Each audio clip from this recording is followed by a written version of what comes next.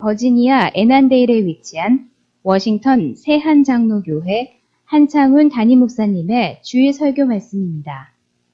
하나님을 더욱 잘 알아가는 은혜의 시간이 되시길 바랍니다. 함께 읽을 성경 말씀은 에베소서 4장 17절로 24절에 있는 말씀입니다.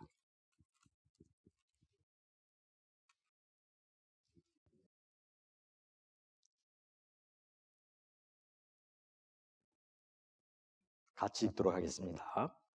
그러므로 내가 이것을 말하며 주 안에서 증언하노니 이제부터 너희는 이방인이 그 마음에 허망한 것으로 행함같이 행하지 말라. 그들의 총명이 어두워지고 그들 가운데 있는 무지함과 그들의 마음이 굳어짐으로 말미암아 하나님의 생명에서 떠나 있도다. 그들이 감각 없는 자가 되어 자신을 방탕에 방임하여 모든 더러운 것을 욕심으로 행하되 오직 너희는 그리스도를 그같이 배우지 아니하였느니라. 진리가 예수 안에 있는 것 같이 너희가 참으로 그에게서 듣고 또한 그 안에서 가르침을 받았을진데 너희는 유혹의 욕심을 따라 썩어져가는 구습을 따르는 옛사람을 벗어버리고 오직 너희의 심령이 새롭게 되어 하나님을 따라 의와 진리의 거룩함으로 지으심을 받은 새 사람을 입으라. 아멘.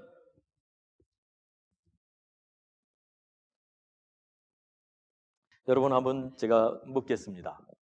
여러분의 오늘 아침에 교회에 오시기 전에 혹시 한 번이라도 오늘 무슨 옷을 입고 갈까라고 한번 고민해 보신 분 계십니까? 아니면 그냥 맨날 입던 옷 그냥 입고 오셨습니까? 남자들은 거의 대부분 다 양복을 입기 때문에 특별히 선택할 많은 초이스가 없지만 아마 우리 여자분들은 어떤 옷을 입을까? 오늘 교회 가는 날인데 아마 한 번쯤은 생각해 봤을 겁니다. 여러분들이 주로 어떤 색깔의 옷을 즐겨 입으십니까? 여러분들의 옷장에는 어떤 색깔의 옷들이 주로 많습니까? 이 말은 여러분들은 어떤 취향을 갖고 있느냐라는 것을 말하고 있는 겁니다. 우리가 입는 옷은 의외로 우리 각자에 대해서 많이 말을 해줍니다. 옷이라는 것은 아담과 하와가 에덴 동산에서 쫓겨나면서부터 동물의 가죽으로 지어 입으면서 옷이 생겼지요. 옷은 우리를 추위로부터 보호해주고 또 뾰족 같은 것이나 위험한 것으로부터 우리를 보호해주는 역할을 했습니다. 그런데 이것은 단지 우리를 보호해주는 역할을 넘어서 우리를 표현해주는 역할도 하고 있습니다. 예를 들면 군복을 입은 사람을 보면 우리는 한눈에 저 사람 군인이구나 라는 것을 압니다. 또 경찰관의 옷을 입은 분을 보면 저 사람 폴리스맨이구나 라는 것을 압니다. 또 하얀색 의사 가운을 입은 분을 보면 저 사람 의사구나 라는 생각합니다. 또 의사 중에도 수술복을 입는 분을 보면 저 사람은 수술실에서 근무하는 분이구나 라는 것을 우리는 알 수 있습니다.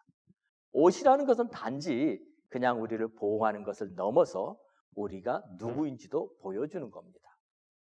그런데 옷에 대해서 그다지 관심을 갖지 않는 사람도 있습니다.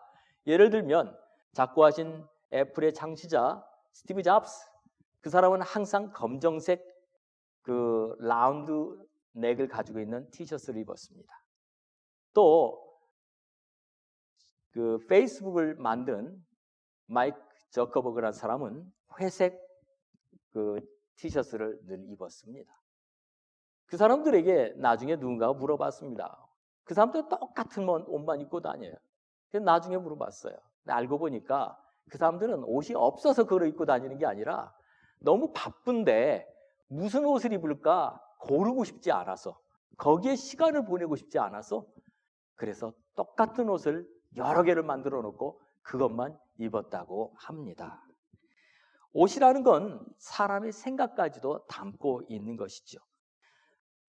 때로는 옷은 성격을 드러내주기도 합니다. 여기에 보면 우리 성도님들 지금 다 옷이 다 색깔이 달라요. 그런데 대체적으로 어떤 사람은 다른 사람이 자기한테 신경을 쓰는 것을 별로 원하지 않는 분들이 있어요.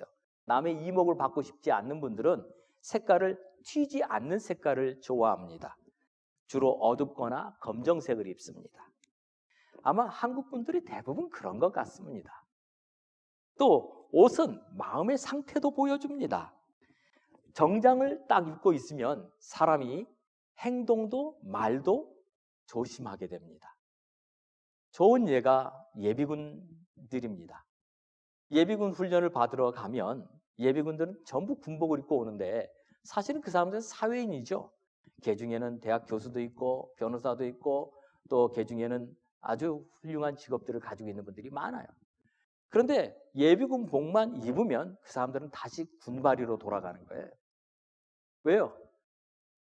자기의 그 개인이 사라지고 그 공동체가 돼버리는 순간 아무렇게나 행동해도 된다고 하는 그런 생각, 자기를 늘 조심해서 말도 하고 행동했던 사람들이 이제 자기를 조심해야 된다는 생각을 잊어버려도 되는 그런 환경에 들어간다고 생각하기 때문이에요.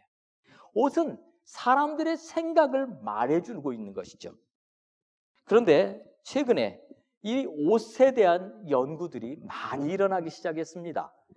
그래서 어떤 회사에서는 옷을 유니폼으로 입어야 된다라고 생각을 하기 시작을 했어요.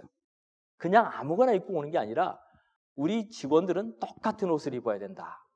그런데 이 똑같은 옷을 입음으로써 거기서부터 긍정적인 일들이 일어나기 시작했어요. 제일 먼저는 같이 일하는 동료들끼리 동질감을 느끼기 시작했다는 거예요. 똑같은 옷을 입으면서 아, 너와 나가 같은 사람이구나 라는 생각을 하겠다는 거예요.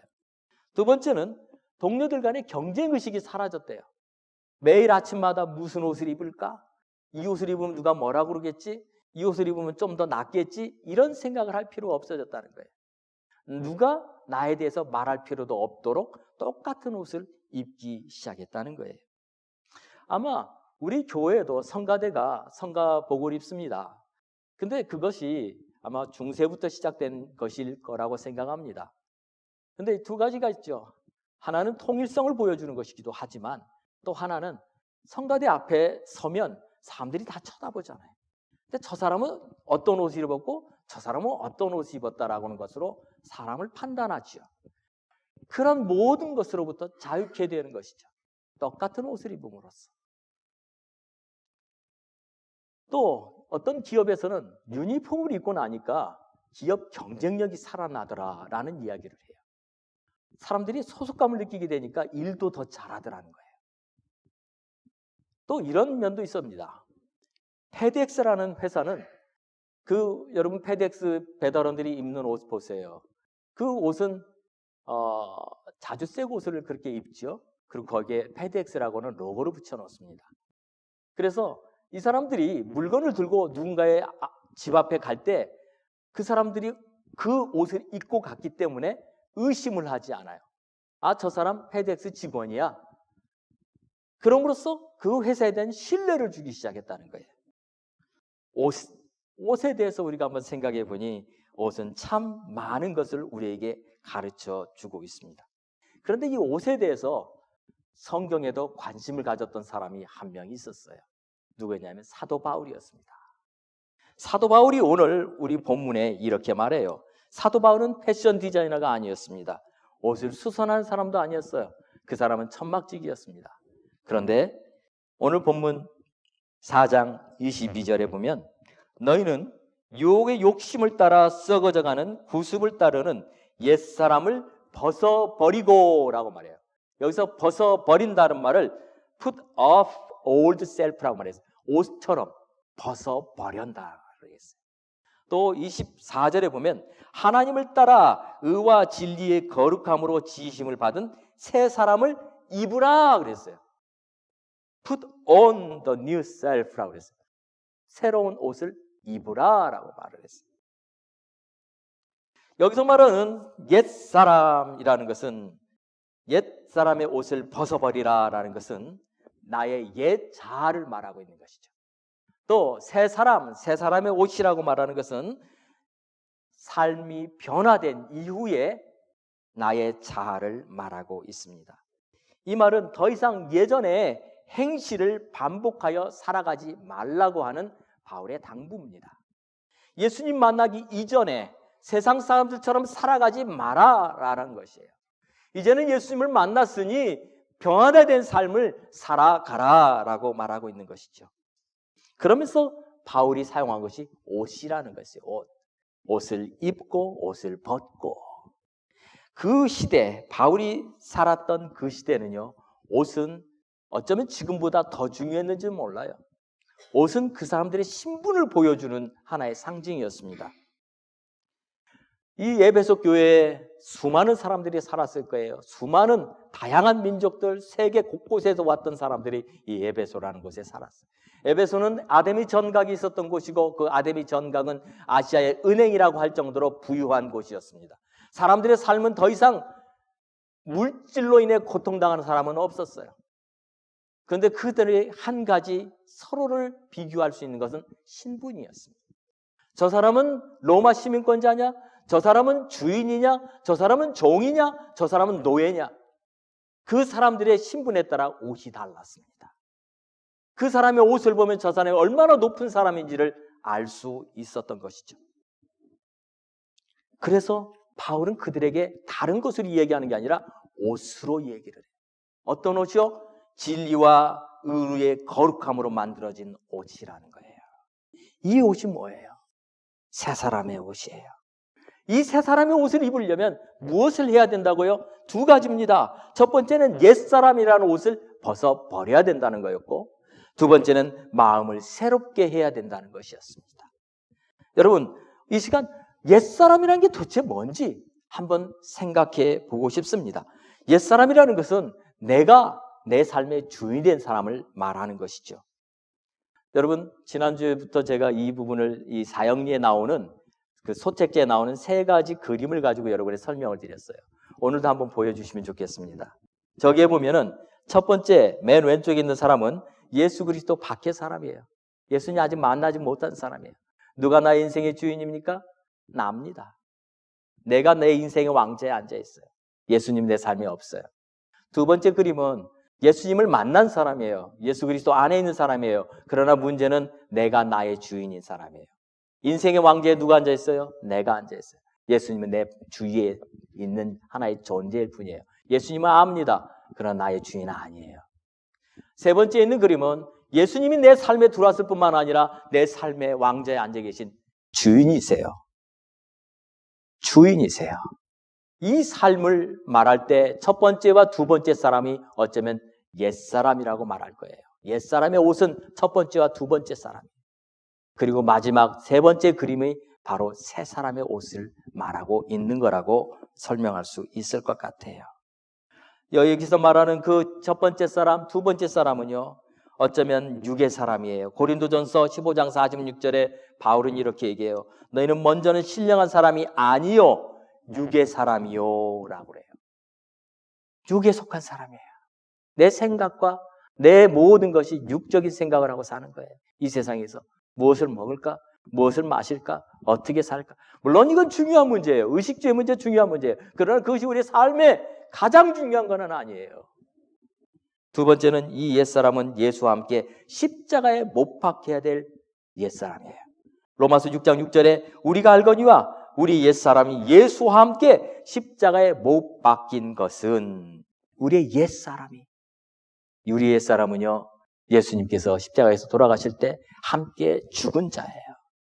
그리고 예수님께서 부활하실 때 주님과 함께 다시 부활한 것입니다.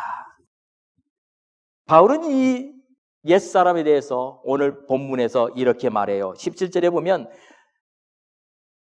그러므로 내가 이것을 말하며 주 안에서 증언하노니 이제부터 너희는 이방인이 그 마음에 허망한 것으로 행함같이 행하지 말라라고 하면서 허망한 삶이라고 그래요. 이방인처럼 예수님 알지 못하는 사람들처럼 허망한 것 뭐예요? 이 세상의 것을 추구하고 살아가는 걸 말하는 거죠. 이 세상의 것이 전부 아니에요. 그것 언젠가는 다 사라지고 말 거예요. 근데 그것이 마치 영원하는 것처럼 살고 있는 사람들이죠. 바울이 또 한 번 얘기한 것은 18절에 총명이 어두워진 삶이에요. 18절을 보면 그들의 총명이 어두워지고 그들 가운데 있는 무지함과 그들의 마음이 굳어짐으로 말미암아 하나님의 생명에서 떠나 있도다. 총명이 어두워졌다는 말이 뭐예요? 분별을 못한다는 거예요. 분별할 수 있는 지혜가 없어요. 어두워졌어요. 판단을 못해요. 그리고 세 번째 말하는 것은 영적으로 감각을 잃어버린 사람을 말하고 있습니다. 19절에 보면 그들이 감각 없는 자가 되어 자신을 방탕에 방임하여 모든 더러운 것을 욕심으로 행하되라고. 영적인 감각이 없어요. 무감각해져 버렸어요. 만져도 만진지 몰라요. 뜨거워도 뜨거운지 몰라요. 차가워도 차가운지도 몰라요. 왜요? 영적인 감각이 없어졌기 때문이에요. 이 사람이 어떤 사람이라고요? 옛사람. 옛사람은 허망해요. 생각이 허망해요. 옛사람은 판단도 못해요. 무엇이 바른 건지 그런지 몰라요. 그리고 느끼지도 못해요. 영적으로 죽어있기 때문이죠. 그렇다면 이 옛사람의 삶을 바꾸려면 우리는 어떻게 해야 돼요? 어떻게 하면 새 사람의 옷을 입을 수 있어요? 우리가 아무리 열심히 노력해도 여러분 삶을 바꾸는 거 쉽지 않아요. 어떤 분이 이런 얘기를 했어요. 사람이 습관을 바꾸는데 최소 어느 정도의 시간이 걸리느냐? 최소를 말하는 거예요. 어떤 사람은 평생 안 바뀌어요. 그런데 최소 3주라고 해요. 3주. 3주 동안 우리가 똑같은 일을 똑같이 반복하면 습관이 바뀔 수 있다고 통계적으로 나와 있습니다. 그러나 어떤 사람은요, 한 달이 돼도 두 달이 돼도 세 달이 돼도 1년이 지나도 안 바뀌어요. 옛사람을 바꾸는 게 너무나 어렵다는 것을 말씀드리는 거예요. 그렇다면 그 진정한 옛사람이 새사람으로 바뀌는 변화는 어떻게 하면 가능하느냐? 우리는 우리 주위에서 만나는 또는 우리가 알고 있는 어떤 사람들의 삶을 통해서 그들 가운데 하나님의 손이 역사했다는 것을 통해 우리는 그들의 삶이 바뀌었다는 것을 깨닫게 될 때가 종종 있어요. 여러분, 조지 물러라는 분을 우리는 압니다. 이분은 영국의 고아원을 운영했던 분이죠. 근데 그 고아원에서 그분은 그 고아들을 먹이기 위해서 하나님 앞에 늘 기도할 때 그의 기도를 하나님 응답하셔서 무려 5만 번이나 기도 응답을 받았다고 우리는 알고 있어요. 그런데 그분의 또 다른 전기에 보니까 그분이 원래 그렇게 기도의 사람은 아니었답니다. 우리는 그분의 그 후의 모습만 보고 그 사람이 정말 어떻게 기도하면 5만 번이나 응답을 받아 이렇게 생각하잖아요.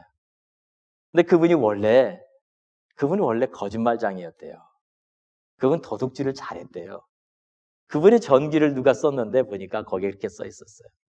아버지에게도 거짓말하고 어디에 가서도 거짓말하고. 자, 그 사람은 자기에게 유익만 된다면 말을 싹 바꿔버릴 수 있는 그런 사람이었대요. 그런데 그가 변화된 거예요.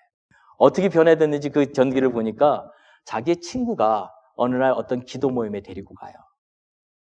어쩔 수 없이 끌려갔는데 그 기도 모임에서 하나님의 손을 경험하기 시작을 해요. 그리고 그는 그곳에서 변화되기 시작해요. 하나님의 손이었어요. 그에게 회개하는 심령을 주셨고, 그로 정말 이전에 그렇게 살았던 도둑질하고 거짓말했던 그런 삶이 아닌 완전히 하나님만 의지하는 사람으로 바뀌게 됐다는 얘기를 들었어요. 근데 우린 조지 물러를 만나본 적도 없어요. 그리고 조지 물러라는 사람을 역사 속의 인물로만 알고 있어요. 그럼 우리 주위에 우리가 정말 알고 있는 사람 중에 그렇게 변화된 사람이 있을까요? 옛사람에서 새사람은 완전히 변한 사람이 있을까요? 제가 최근에 이분을 간접적으로 알게 됐어요. 그리고 이분으로부터 초청을 한번 받은 적이 있었어요. 바로 가수 이종용 목사님이세요. 여러분 아마 다 아실 거예요. 예전에 1968년인가요? 그때 이 노래가 나왔어요. 사랑해 사랑해 정말로 사랑해 했던 노래 기억나죠? 이종용 그때는 가수였죠. 그분이 부르신 노래였어요. 그리고 최초로 그것이 히트가 돼서 그 사람이 그 다음부터에 1975년에 노래를 또 하나 칩니다. 낙엽 지던 그 숲 속에 파란 바닷가에 떨리는 손 잡아주던 너, 뭐 이런 가사가 있는 너라는 노래. 여러분 다 아시죠? 우리 너무 많이 들었어요. 제 설교 시간이니까 제가 노래는 안 부를 거예요. 찬송이만 불러도. 그런데 이 노래가 히트를 했는데 1975년 그 해에 최고 인기가 됐던 그런 노래였습니다. 그래서 그분이 간증하기를 1975년 12월 3일에 가요 대상을 뽑는 날 이미 결정이 돼 있었답니다. 자기를 위해서 순금으로 만든 트로피를 이미 만들어 놨고 자기는 그날 그 해 최고 가수가 되는 거고 그 뒤부터 모든 계획이 스케줄이 너무나 바쁘게 준비되어 있었다는 거예요. 그런데 하나님이 그를 택하셨어요. 하나님이 그를 부르셨어요. 그의 삶에 어려움이 닥치기 시작을 했어요. 그날 1975년 12월 3일 날 그가 그 상을 받기로 한 날 새벽에 자기 집에 수사관들이 들이닥칩니다. 그리고 자기와 함께 송창식 씨, 이장희 씨, 윤영주 씨를 다 체포해 갔습니다. 그 밤에 자기는 그 모든 사람들의 아주 화려한 불빛을 받으며 그 금 트로피를 받을 걸 계획했던 그날 그는 남산에 끌려가서 취조를 받기 시작했습니다. 이유는 대마초. 그래서 그는 결국에 그걸로 인해서 6개월이라는 시간 동안 감옥에 가게 됩니다. 그곳에서 그는 완전히 다른 인생을 살기 시작하게 되었다고 해요. 특별히 감옥에 갔는데 자기와 함께 방을 썼던 사람이 사형수였대요. 근데 그 사형수가 자기한테 부탁을 하더래요. 자기한테 당신 크리스찬이냐고. 그래서 크리스찬이라고. 자기한테 성경 좀 가르쳐주고 찬송 좀 가르쳐달라고 그러더래요. 자기는 얼마 이제 살지 못하는데 자기는 죽을 건데 내가 성경 좀 알고 싶다고. 그래 이종용 씨가 그래도 크리스찬이었고 어렸을 때부터 교회를 다녔대요. 자기 지역에서 자기 집에서 교회가 시작됐대요. 자기는 하고는 아무 관계가 없지만 누군가가 교회를 시작할 때 자기 집에서 시작을 했대요. 어렸을 때부터 찬송도 들었고 어렸을 때 성경을 들었기 때문에 그럼 뭐 내가 늘 했던 건데. 그리고는 그 사형수에게 성경을 가르쳐 주려고 성경을 딱 여는데 창세기 1장 1절부터 태초에 하나님이 천지를 창조하시니라. 그 가슴에 그냥 말씀이 팍 오기 시작하더래요. 근데 성경을 읽는데 그 성경 말씀이 가슴에 계속 꽂히기 시작을 하대요. 그 상황이 그랬대요. 자기는 지금 완전히 최고에서 완전히 바닥으로 떨어져 버렸어요. 자기를 그렇게 좋아했던 사람들이 다 떠나가 버렸어요. 그런데 자기를 떠나지 않은 것이 하나 있었대요. 하나님의 말씀이었대요. 그 사형수에게 가르쳐 주려고 성경을 오픈했는데 그거는 그게 아니라 하나님이 그게 찾아오시는 순간이었던 거예요. 그리고는 그게 성경을 읽으면 읽을수록 그게 가슴에 오는데 다 믿어지더래요. 특별히 하나님이 나를 이렇게 사랑하셨나? 십자가에서 죽으신 그 예수님이라는 걸 늘 알고 있었지만 그때만큼은 하나님의 사랑이 깊이 다가왔던 적이 없었다는 거예요. 너무너무 깊이 다가왔대요. 감방에서 자기는 그 말씀을 붙잡고 울기 시작했다는 거예요. 그리고 변화되기 시작을 했어요. 그리고 그 감방에서 예수님을 나의 주님으로 다시 영접을 했대. 그분 크리스찬이었어요. 이전부터 예수님 알았던 분이었어요.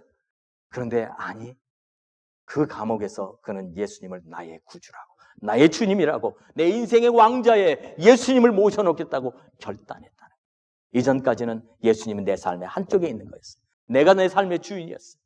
아니요, 이제부터는 예수님이 나의 주인입니다. 결단하게 됐다는 거예요. 그리고는 그때부터 그의 삶이 하나하나 바뀌어가기 시작을 합니다. 그런데 그때 하나님께서 그에게 계속된 고난을 주시는데, 왜냐하면 대마초로 인해서 그는 4년 동안 가수 활동을 못하게 됩니다. 그 대마초 활동이 풀릴 때까지. 그런데 그때 하나님께서 에게 찾아오셔서 신학교에 가야겠다는 마음을 주셨어요. 그리고 1982년에 신학교에 입학하게 됩니다. 신학교로 입학하기 바로 전에 1979년 12월 3일 똑같은 날 4년 전 그는 상을 받기로 했던 날이었는데 그날 대마초가 풀리기 시작을 하더래요. 그리고는 자기에게 공연할 수 있는 기회가 주어지는데 그때 자기가 처음으로 다시 공연했던 게 지저스 크라이스트 슈퍼스타 뮤지컬이라는 곳에서 예수님의 역할을 하게 됐대요. 원래는 그것을 준비할 때 그것을 자기가 할 수 없었다는 거예요. 왜? 자기는 공연이 금지되어 있는 사람이었기 때문에. 그런데 다른 사람은 몰라도 예수님 역할은 해도 되겠더래요. 왜? 자기 얼굴이 안 나타난대요. 머리에다 뭐 쓰고 수염 다 그려 붙이고. 그러니까 누구도 이종용이라는 걸 모르기 때문에 준비를 했다. 또 그 역할을 할 수 있는 사람이 없었대요.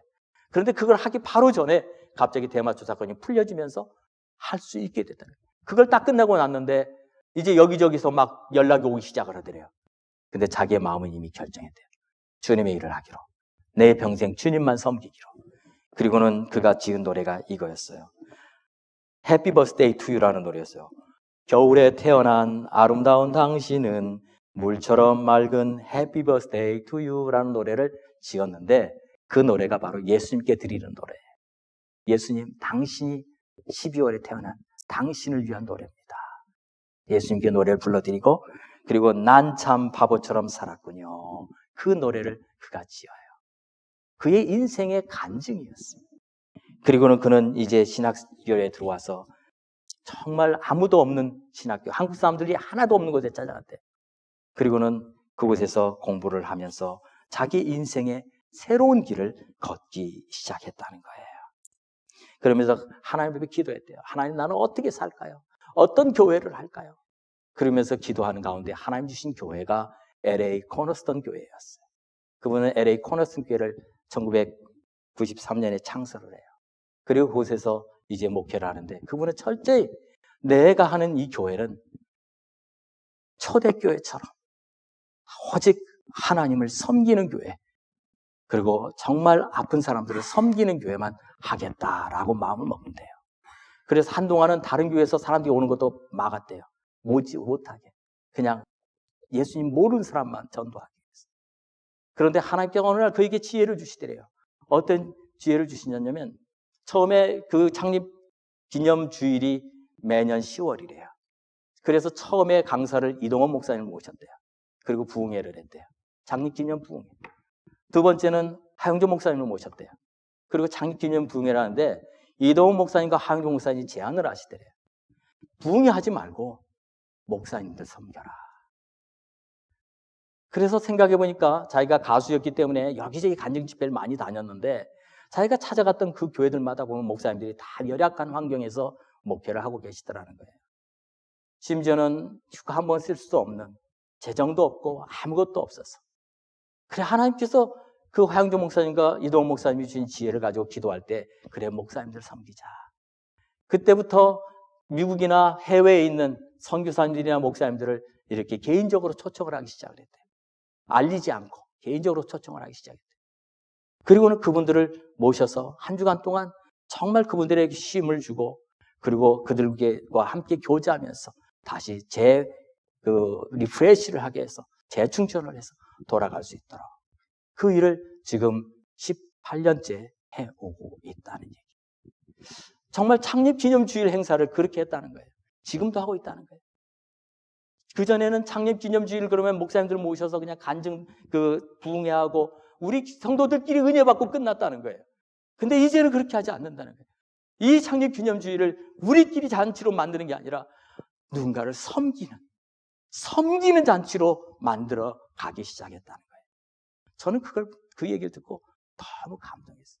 사실은 저도 오라고 했어요. 근데 정말 이분이 나타내지 않으니까 이게 알려지지도 않았어요. 어디에 웹사이트 하나 없어요. 그런데 하나님이 그 마음을 주셨어요. 그렇게 역사를 하기 시작을 하셨어요.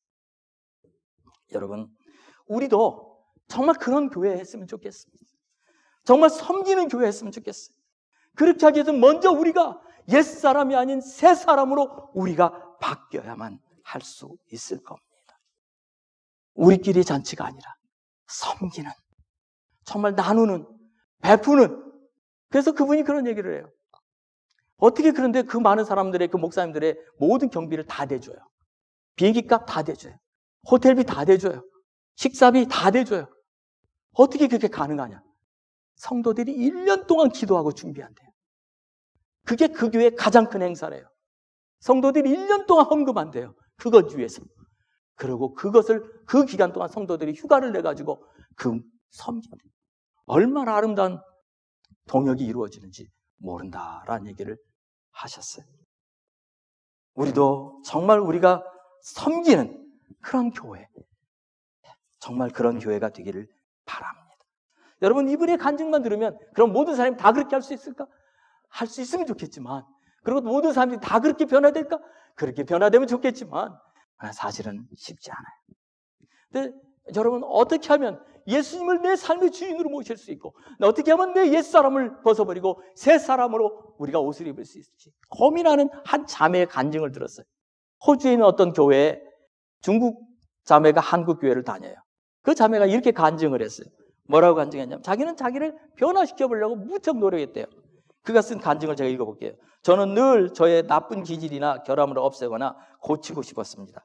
예를 들면 잘 참지 못하고 화를 잘 내고 다른 사람을 잘 판단하고 질투하는 부분입니다. 제가 가치 없게 여겨지고 또 저에게는 기대할 바가 없고 더 이상 변화가 안 된다고 생각을 했습니다. 저는 항상 하나님께 사랑하는 마음을 달라고 구했고, 또 제가 예수님의 향기를 더 풍길 수 있는 힘을 달라고 구했지만 그런 변화는 늘 기분처럼 왔다 갔다 했고 전혀 지속되지 않았습니다. 그런데 이번에 깨달았습니다. 그러면서 그 간증해요. 뭐라고 깨닫냐면, 제가 추구해야 할 것은 내 옛사람을 어떻게 바꿀까 걱정하는 것이 아니라 예수님이 내 주인이 되게 하는데 집중해야 한다는 것을 깨닫게 되었습니다. 예수님을 내 삶의 주인으로 삼을 때 내 새 생명, 새 성품이 내게서 자연스럽게 흘러나온다는 것을 배웠습니다 라고 그가 간증을 해요. 그러면서 그가 말을 해요. 내 자신을 바꾸는 것에 초점을 맞추지 않고 우리가 우리 자신을 어떻게 바꿔요?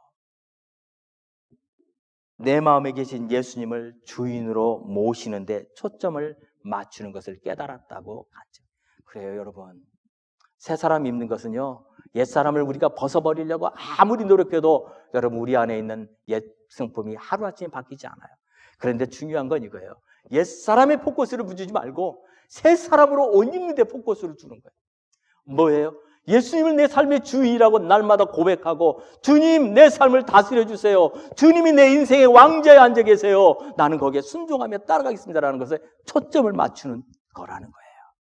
그러면 새 사람의 옷을 입는다는 것입니다. 사랑하는 성도 여러분, 우리 하나님 그렇게 만드셨어요.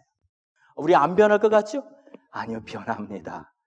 우리가 예수님을 내 삶의 주인으로 모시고 날마다 주님만 내가 바라보면서 걸어가면 내 삶을 변화시키는 하나님의 손이 나를 붙잡고 그렇게 이끌어 가십니다. 그래서 성경은 말합니다. 너희는 유혹의 욕심을 따라 썩지 않은 구습을 따르는 옛사람을 버리고 오직 너희의 심령이 새롭게 되어 하나님을 따라 의와 진리의 거룩함으로 지으심은 새 사람 입으라. 이 말씀이 내 능력이 아니에요. 내가 그거 못해요. 성령이 내 안에서 역사하실 때 가능해요. 그런데 주님께서는요, 그 놀라운 변화를 일으켜 주시겠다고 우리에게 약속하셨습니다. 빌립보서 1장 6절에 보면 너희 안에서 착한 일을 시작하신 이가 그리스도 예수의 날까지 이루실 줄을 우리가 확신한다 그래요. 하나님은요, 여러분 한 사람 한 사람 안에, 저 안에도 이미 새로운 일을 시작하고 계십니다. 그리고 주님이 오시는 그날까지 이루어 가실 겁니다. 믿으십니까? 예수님이 그렇게 우리의 삶을 변화시켜 가기를 간절히 바랍니다. 이 시간 같이 한번 기도할까요? 주님, 내 안에 들어와 주십시오. 내 인생의 왕자에 이제는 앉아 계셔서 나는 그분을 따라가며 순종하며 기쁨으로 감사하며 섬기는 저희가 되게 해주십시오. 이 시간 우리 같이 한번 기도하겠습니다.